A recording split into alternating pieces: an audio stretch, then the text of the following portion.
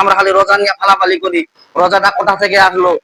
হ্যাঁ, বিশ্বনবীজি এই মহরমে 10 মহরমে বিশ্বনবীজি ইহুদির কাছে গেলেন, ইহুদিদের কাছে গেলেন, যা জিজ্ঞেস করলেন যে তোমরা তোমরা কি আজকে উপাস ছিল নাকি? কথা হ্যাঁ জি হুজুর আমরা রোজা আছি। কথা কেন রোজা আছো? কথা হযরত মুসা আলাইহিস সালাম এই দিনে নিরাপদ পেয়েছেন, বলেন না সুবহানাল্লাহ। ফেরাউন এই দিনে সুবানি খেয়েছেন নীল নদের মধ্যে, আর মুসা আলাইহিস সালাম নিরাপত্তা পেয়েছেন, এজন্য আমরা রোজা থাকি। কথা কয়টা রোজা? কথা একটা। একটা রোজা থাকেন। কথা হ্যাঁ,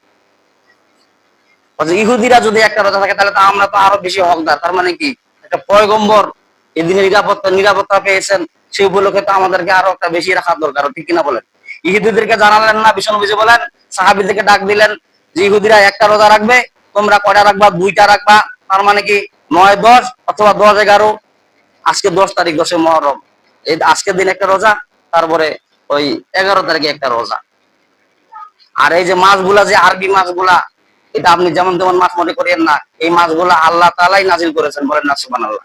এখন দলিল নেন সূরা তওবার 36 নম্বর আয়াতে আল্লাহ রাব্বুল আলামিন বলেছেন, ইন্না ইদ্দাতাশ শুহুরি ইনদাল্লাহি 12 শাহরান ফি কিতাবিল্লাহ ইয়াওমা খালাকাস সামাওয়াতি ওয়াল আরদ মিনহা আরবাআতুন হুরুম। আল্লাহু আকবার। আল্লাহ রাব্বুল আলামিন বলতেছেন ইন্না ইদ্দাতাশ শুহুর, ইন্না মানে নিশ্চয়, ইদ্দাতা মানে গণনা, শুহুর মানে মাস, ইনদাল্লাহ আল্লাহ তাআলার নিকট, ইসনা আশারা, আর ইসনা আশারা শাহরান, ইসনা আশারা মানে 10, ইসনা মানে 2, 10 আর 2 কত হয়? 12। শাহরান মানে মাস, ফি কিতাবিল্লাহ আল্লাহ তাআলার কিতাবের মধ্যে লিপিবদ্ধ করেছেন, বলেন না সুবহানাল্লাহ। আল্লাহ পাক বলেছেন জানুয়ারি, ফেব্রুয়ারি, আষাঢ়, শ্রাবণ আমি আল্লাহ নোট করি নাই। আমি আল্লাহ কেবল মুহররম, সফর, রবিউল সানি, রবিউল আউয়াল, রজব, শাবান এগুলো আমার আমি কোরআনের মধ্যে নোট করেছি, বলেন না সুবহানাল্লাহ। তার মানে কি এই মাসগুলোর মধ্যে আল্লাহ পাক শ্রেষ্ঠ তো 4টা মাসকে আল্লাহ তাআলা শ্রেষ্ঠ দান করেছেন। এক নাম হলো মুহররম মাস, 2 নাম হলো রজব মাস, 3 নাম হলো জিলকদ মাস, 4 নাম হলো জিলহজ মাস। এই মাসগুলোর মধ্যে আল্লাহ রাব্বুল আলামিন বলে তোমরা অন্যায় জুলুম কাজ করিও না, বেশি বেশি করে দান সদকা করো, বলেন না সুবহানাল্লাহ। আল্লাহ রাসূল শিখাই দিলেন যে ইহুদিরা একটা রোজা রাখবে, মুসলমানরা 2টা রাখবে। তার মানে কি ইহুদির সাথে শাগিরত করা যাবে না। আর আপনি ইহুদির সাথে শাগিরত করেন, ইহুদির সাথে মেলামেশা করেন, ইহুদির সাথে চলাফেরা করেন, কেমন করে? এখন বলতে পারেন যে হুজুর কেমন করে? রাত 3টার দিক এলার্ম চালু করে রাখেন, ব্রাজিলের খেলা হবে, আর্জেন্টিনার খেলা হবে, সেই অপেক্ষায় থাকেন, অথচ নামাজের অপেক্ষায় থাকেন না। অথচ আল্লাহ নিচের আসমানে সেটাকে, হে আমার অভাবগ্রস্ত বান্দারা, তোমরা কারা অভাবগ্রস্ত আছো, আমাকে আল্লাহকে ডাকো, স্মরণ করো, তোমার অভাবগ্রস্ত আমি দুর্বৃত্ত করে দেবো, বলেন না সুবহানাল্লাহ। তাহাজ্জুদের রক্তের মধ্যে আল্লাহ তাআলা আসেন, বান্দাদেরকে ডাকেন, আর ওই সময় নিয়ে আপনি খেলা নিয়ে ব্যস্ত। আর্জেন্টিনা আর ব্রাজিল, ব্রাজিল আর আর্জেন্টিনা। হ্যাঁ, আপনি যদি ব্রাজিল এবং আর্জেন্টিনা যদি সাপোর্টার হন, ওদেরকে যদি পছন্দ করেন, আর ওদের সাথে যদি হাসনা হয়, কিয়ামতের দিন কোন দশা হবে বলেন দেখি?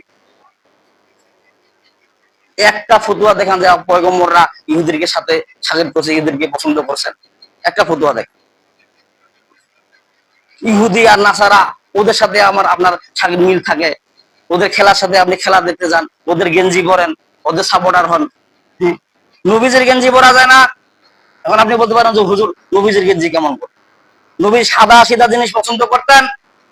আপনার গেঞ্জির মধ্যে কি লা ইলাহা ইল্লাল্লাহ ছবি রাখা যায় না? বিশ্ব নবীজির ছবি রাখা যায় না? সৎপথের কি ছবি রাখা যায় না? আর আর্জেন্টিনা আর ব্রাজিলের ছবি লাগান, যে আর্জেন্টিনা আর ব্রাজিল। কিয়ামতের দিন যদি আর্জেন্টিনা, মানে আপনি বোঝাতে চাচ্ছেন যে আমি আর্জেন্টিনার একজন খেলোয়াড়, আমি আর্জেন্টিনার একজন সৈনিক। তার মানে কি আপনি ইহুদির সৈনিক, আপনি রসুলের সৈনিক। রসুল বলেন ফালাইসা মিন্না, যে আমার শাগিরদ হলো না সে কখনো জান্নাত পাবে না। আপনি একটা জিনিস দেখেন, আর্জেন্টিনা ব্রাজিল আপনার জন্য কান্না করছে, ওদের দলের লোক আপনার জন্য কান্না করছে, দেখান একটা। অথচ বিশ্ব নবীজি কান্না করেছেন কিনা উম্মতের জন্য? বিশ্ব নবীজি যখন ভূমিষ্ঠ হলেন, ভূমিষ্ঠ হওয়ার সাথে সাথে আবু জেহেল উতবা সাহেবরা বলতেছে নবী যেন গুনগুন করে কি বলতেছে, আল্লাহু আকবার। কানটা লাগায় শুনতেছেন, বিশ্ব নবীজি বলতেছে ইয়া উম্মতি, ইয়া উম্মতি, আল্লাহু আকবার। আজ নবীজির ভালোবাসা বাদ দিয়া আপনারা এমন ভালোবাসায় আর্জেন্টিনার ব্রাজিলের পক্ষে থাকে, সাপোর্টার হন, ওদিকে আপনারা খালাবালি করেন। আর নবীজি নামাজ নিয়ে আসলেন উম্মতের জন্য, কি জাহান্নাম কামাই করার জন্য না জান্নাত কামাই করার জন্য? বলেন। নামাজ নিয়ে আসলেন আল্লাহ রাসূল জান্নাত কামাই করার জন্য না জাহান্নাম কামাই করার জন্য? জান্নাত কামাই করার জন্য। জান্নাত কামাই করার জন্য যদি নামাজ নিয়ে আছেন, সেই নামাজ কেন আপনি পড়তে পারেন না? আপনার মতো হতভাগা আর আছে নাকি? বিশ্বনবীজি কি না করেছেন বান্দাদের উম্মতের জন্য এক দেখান। সবকিছু করছে। যাক যেখানকার মাটি দিয়ে তৈরি করা হয়েছে সেখানে সে দাফন হবে। কিতাবের মধ্যে ফতোয়া লিখছেন আব্দুল্লাহ ইবনে বারী রাহমাতুল্লাহ আলাইহি বলছেন যে যাক যেখানকার মাটি দিয়ে তৈরি করা আছে সেখানে সে দাফন হবে। মিনহা খলাকনাকুম ওয়া ফিহা নুঈদুকুম ওয়া মিনহা নুখরিজুকুম তারাতান উখরা। এর আয়াতের ব্যাখ্যা লিখছেন যাকে যেই মাটি দিয়ে যেখান থেকে তৈরি করা হয়েছে সেই মাটি সে দাফন হয়ে যাবে। আল্লাহ রাসূলকে তো জান্নাতের মাটি দিয়ে তৈরি করা হয়েছে, তিনি মক্কা মদিনায় কেন আছেন? রওজা জিয়ারতের মধ্যে কেন শুয়ে আছেন বলেন? তিনাকে জান্নাতের মাটি দিয়ে তৈরি করা হয়েছে, জান্নাতে উনি দাফন হবেন, তেমনি মক্কা মদিনায় কেন দাফন হচ্ছে? বিশ্ব নবীজি বলতেছেন, আজরাইলকে বলতেছেন, হে আজরাইল, আমি মৃত্যুর পরে কি আরো এরা পয়গম্বর উম্মত পাবে নাকি? কথা না, আর পয়গম্বর পাবে না। বলছে আমি জান্নাতে চলে গেলে আমার কবর জিয়ারত ওরা করতে পারবে না, কি বলছেন না? বলছে আমি তাহলে যাবো না। আল্লাহু আকবার, কত ভালোবাসতেন উম্মতদের। বলছে আমি জান্নাতে যাব না, ততক্ষণ পর্যন্ত যাব না আমার একটা উম্মত যতক্ষণ পর্যন্ত জান্নাতে প্রবেশ না করবে। বলেন না সুবহানাল্লাহ। রওজার জিয়ারতে শুয়ে পড়লেন, মৃত্যু অবস্থায় নাকি বলেন? না, ওখানে জীবিত আছেন। বলেন না সুবহানাল্লাহ।